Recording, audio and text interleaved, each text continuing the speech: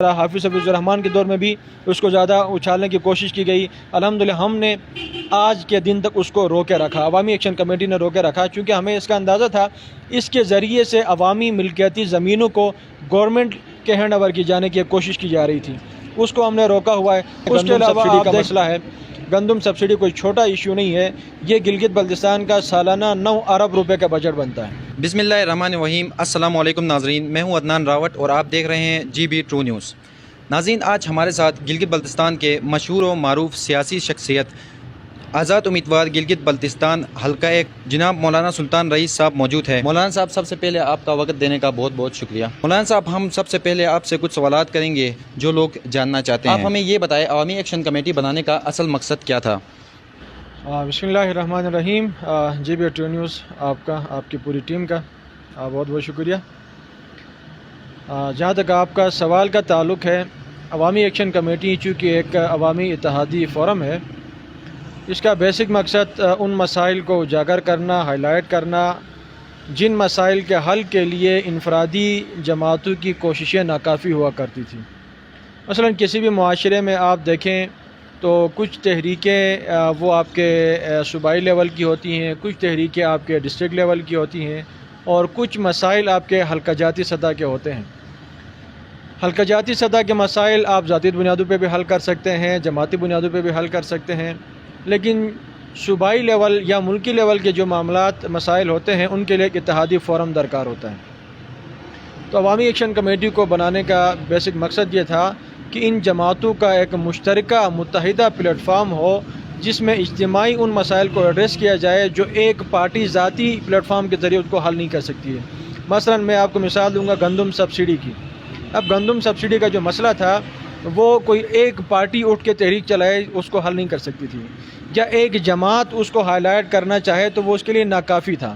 اور ٹیکسز کا مسئلہ تھا، وہ GB سطح کا مسئلہ تھا، اس کے لیے بھی اگر کوئی ایک سیاسی پارٹی اٹھ کے کھڑی ہو جاتی تو شاید وہ کامیابی ان کو میسر نہ ہوتی۔ تو جس کی خاطر ہم نے یہ دینی اپنا اس کا کونسل بنایا عوامی ایکشن کمیٹی کا، اس کے ذریعے الحمدللہ GB سطح کے وہ مسائل حل ہوئے، اور آگے بھی انشاءاللہ اسی پلیٹ فارم کے ذریعے بہت سارے مسائل حل ہوں گے۔ آپ کافی عرصے سے عوامی ایکشن کمیٹی کے چیئرمین بھی رہے ہیں، آپ نے عوامی ایکشن کمیٹی سے کیا کچھ حاصل کیا اور کیا کچھ عوام کو دلوایا؟ الحمدللہ میں عوامی ایکشن کمیٹی میں 2012 سے رہا ہوں۔ 2012 سے لے کے آج کے دن تک الحمدللہ اللہ پاک نے جو توفیق دی، جو مواقع فراہم کیا، ان کو ہم نے مکمل طور پہ یوٹیلائز کرنے کی کوشش کی۔ عوامی ایکشن کمیٹی کے پلیٹ فارم سے اپنی ذاتی صلاحیتوں سے گلگت بلتستان کے لوگوں کو فائدہ پہنچانے کی کوشش کی ہے، جن کے چیدہ کچھ چیزیں وہ آپ کے سامنے گندم سبسڈی کا مسئلہ ہے۔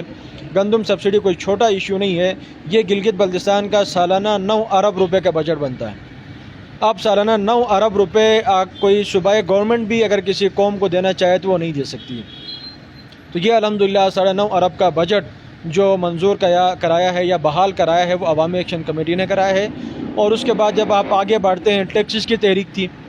ٹیکسز کے اندر اس وقت آپ دیکھیں پورے گلگت بلتستان کے اندر یہ ٹیکس فری پورے پاکستان میں ایک نمایاں صوبہ ہے ٹیکسز کے حوالے سے، جن کی مثال دی جاتی ہے فیڈرل میں۔ میں پچھلے دنوں میں ہو کے آیا ہوں پورے پاکستان میں نے دیکھا ہے، وہ گلگت بلتستان کی مثالیں دیتے ہیں۔ آج اگر یہاں اس علاقے میں اندر پوٹینشیل موجود ہے، انویسٹمنٹ کی گنجائش موجود ہے، تو وہ اسی وجہ سے ہے کہ یہاں پہ ٹیکسز نہیں ہیں۔ دوسرا آپ دیکھیں آج ہاسپٹلوں کے اندر اس سے پہلے یہ ہوتا تھا کہ آپ کے جیب میں اگر 500 روپیہ نہیں ہے تو آپ ہاسپٹل نہیں جا سکتے تھے۔ کیوں؟ آپ نے جو ہے نا کاؤنٹر چارجز دینا ہے، آپ نے ڈاکٹر فیس پے کرنی ہے، آپ نے الٹراساؤنڈ کا دینا ہے، آپ نے ایکس رے کا دینا ہے۔ آج الحمدللہ اگر 10 روپے کا نوٹ لیا جاتا ہے تو وہ عوامی ایکشن کمیٹی کی محنت ہے۔ ہم نے اس وقت کے مہدی کے دور میں باقاعدہ احتجاج کے ذریعے ہم نے یہ طے کیا کہ صرف کاؤنٹر چارجز کے نام پہ، فیس کے نام پہ 10 روپے لی جائیں گے، اس کے علاوہ 1 روپیہ چارجز نہیں کیا جائے گا۔ اس کے علاوہ آپ دیکھیں لینڈ ریفارم ایکٹ، خالصہ سرکار زمینوں کے بندربانٹ کے حوالے سے قانون بنا، مہدی شاہ کے دور میں بھی چلتا رہا، حافظ حفیظ الرحمان کے دور میں بھی اس کو زیادہ اچھالنے کی کوشش کی گئی، حافظ حفیظ الرحمان کے دور میں بھی اس کو زیادہ اچھالنے کی کوشش کی گئی۔ الحمدللہ ہم نے آج کے دن تک اس کو روکے رکھا، عوامی ایکشن کمیٹی نے روکے رکھا، چونکہ ہمیں اس کا اندازہ تھا اس کے ذریعے سے عوامی ملکیتی زمینوں کو گورنمنٹ کے ہینڈ اوور کی جانے کی کوشش کی جا رہی تھی، اس کو ہم نے روکا ہوا ہے۔ اس کے علاوہ آپ دیکھیں ملازمین کے مسائل، ملازمین کے حوالے سے یہاں جو دھرنے ہوئے، جو مذاکرات ہوئے، میں خود اس کیبنٹ کا حصہ رہا، ہم نے خود ان کے ساتھ مذاکرات کی، وہ پھر ایکٹ جا کے پاس ہوا۔ تو الغرض یہ ہے کہ سب سے بڑی اگر ہم ان چیزوں کو دیکھیں، عوامی ایکشن کمیٹی کی وجہ سے 2012 سے پہلے کے جو حالات تھے، فرقہ وارانہ کشیدگی، باہمی اختلافات کو فروغ دینا، اور سب سے پہلا جو ہم سمجھتے ہیں ہمارے لیے جو بڑا ٹاسک تھا وہ امن و امان کا تھا۔ آج الحمدللہ 2012 سے لے کے آج تک جب سے عوامی ایکشن کمیٹی بنی ہے، کوئی بھی مذہبی بنیادوں پہ بڑا حادثہ نہیں ہوا، دہشت گردی کی کوئی اس طرح کی واردات نہیں ہوئی ہے۔ تو یہ وہ فائدے ہیں جس سے گلگت بلتستان کے لوگ آج استفادہ کر رہے ہیں، اور میں سمجھتا ہوں آئندہ بھی انشاءاللہ اس پلیٹ فارم کے ذریعے سے لوگ مستفید ہوں گے۔ مولانا صاحب ہمیں یہ بتائیں، آپ کے سیاسی میدان میں قدم رکھنے کی اصل وجہ کیا تھی؟ دیکھیے، دو بنیادی وجوہات ہیں۔ ایک تو وجہ چونکہ ہم جب تحریکی ذہن کے لوگ ہیں، تحریکی مائنڈ کے آدمی ہیں، تو ہم تحریکوں کے بغیر رہ نہیں سکتے ہیں، اور جب ہم کسی تحریک کو لے کے فیلڈ میں نکلتے تو ہمیں ان مقتدر ایوانوں سے یا حکومتی فورم سے ہمیں یہ کہا جاتا ہے کہ بھائی آپ غیر جمہوری لوگ ہیں۔ یہ کہہ کے ہماری اس جدوجہد کو، اس تحریک کو کمزور کرنے کی کوشش کی جاتی، کیونکہ ایک جمہوری دنیا کے اندر، جمہوری ماحول کے اندر غیر جمہوری طاقتوں کو وہ اہمیت نہیں دی جاتی ہے۔ تو ہمیں یہ کہا جاتا تھا کہ آپ جو ہے نا غیر جمہوری لوگ ہیں، آپ جب نکلتے ہیں تو پھر جو ہے نا آپ جو ہے نا ریلیکسیشن نہیں رکھتے ہیں، اپنے کوئی نرمی کا پہلو نہیں رکھتے ہیں۔ تو جس پہ الحمدللہ مجھے اس بات پہ تو اندازہ شروع دن سے تھا کہ جب ہم روڈ پہ نکلتے ہیں، عوام ساتھ دیتے ہیں، تو ہم دیگر معاملات میں بھی عوام ہمارے ساتھ ہوگی۔ تو اس بنیاد پہ ہم نے تو سب سے بڑی وجہ جس کو ہم نے سامنے رکھا وہ یہ تھا کہ یہ جو ایک لیبل لگا ہوا ہے کہ یہ غیر جمہوری لوگ ہیں، اس کو ختم کرنے کے لیے میں نے سیاست میں آنے کا، الیکشن میں آنے کا باضابطہ فیصلہ کیا، اور آج الحمدللہ وہ لیبل ختم ہوا کہ ہم غیر جمہوری لوگ ہیں۔ ہم نے یہ دکھایا کہ بھائی ہم جمہوریت میں بھی اپنی ایک سے رکھتے ہیں۔ آج گلگت بلتستان پوری اسمبلی میں دوسرے نمبر کا ووٹ بینک میرا ہے، دوسرے نمبر کا جمہوری سٹیک ہولڈر ہوں۔ اب اگر میں کسی فیلڈ میں نکلوں گا تو الحمدللہ یہ ادارے بھی، یہ حکومتیں بھی مجھ پہ یہ تانا نہیں، یہ لیبل نہیں لگا سکتے ہیں کہ یہ غیر جمہوری طاقتیں ہیں۔ مولانا صاحب، آپ گزشتہ الیکشن میں آزاد کینڈیڈیٹ کی حیثیت سے الیکشن لڑے، کیا آنے والے الیکشن میں بھی آپ آزاد ہی لڑیں گے یا پھر کسی پارٹی کو جوائن کرنے کا ارادہ ہے؟ دیکھیں، ابھی تک تو چونکہ میں ایک آزاد طبیعت کا آدمی ہوں، شروع دن سے میں آزاد رہا ہوں، اور تحریکوں میں بھی میں نے اپنی کوشش کی ہے کہ جو میری ذاتی کیپیسٹی ہے اس کے اندر رہتے ہوئے قوم کو فائدہ پہنچانے کی کوشش کروں۔ تو ابھی تک تو میرا یہی پروگرام ہے، آزاد پسند آدمی ہوں۔ آگے کا اللہ مالک ہے، دیکھتے ہیں حالات کس نوعیت کے آتے ہیں، تو اس حساب سے اس وقت کا فیصلہ وقت کے ساتھ کیا جائے گا۔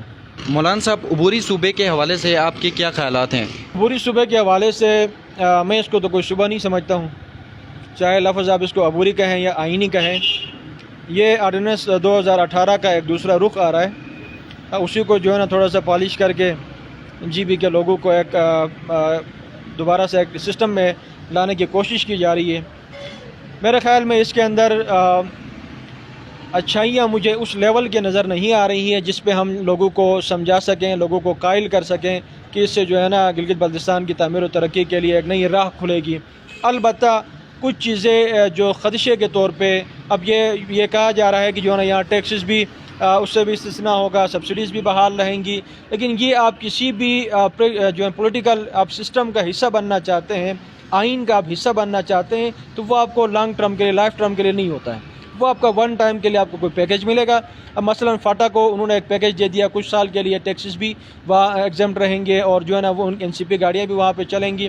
تو اس طرح 8-10 سال 5 سال کا ہمیں بھی کوئی پیکیج تو مل سکتا ہے کہ تب تک ہم انجوائے کرتے رہیں اس کو، لیکن جب ہم پراپر طور پہ صوبے کے ساتھ یا کسی بھی طریقے سے آئین کا حصہ بنیں گے تو اس وقت پھر یہ ساری سہولیات عوام سے چھینی جائیں گی۔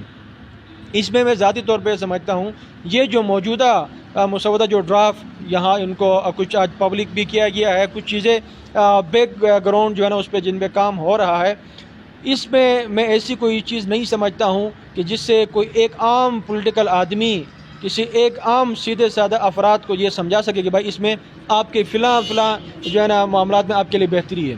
اس وقت عوام میں کوئی بہتری کی امید نظر نہیں آ رہی اس سیٹ اپ کے اندر جو ڈرافٹ لایا گیا ہے۔ البتہ یہ جو پولیٹیکل جماعتیں ہیں سیاسی جو تنظیمیں ہیں یہاں پہ، یہی وجہ ہے کہ اپوزیشن کیا اپوزیشن تو کیا حکومت، سب نے جو ہے نا اس کی حمایت کر دی ہے۔ وجہ اس کی یہ ہے کہ ان کی بنیادیں فیڈرل کے ساتھ ہیں، فیڈریشن کے ساتھ انہوں نے اپنی ترجیحات کو وابستہ رکھنا ہے، انہی میں ان کی زندگی ہے، انہی میں ان کی جان ہے، انہی کو پروٹیکٹ کرنا ان کی ذمہ داری ہے۔ اور ابھی اس کے اندر یہ جو قومی اسمبلی میں 3 جائیں گے 4 جائیں گے، انہی جماعتوں کے افراد نے جانا ہے، قومی اسمبلی میں 2-4 لوگ جائیں گے، انہی جماعتوں کے افراد نے جانا ہے۔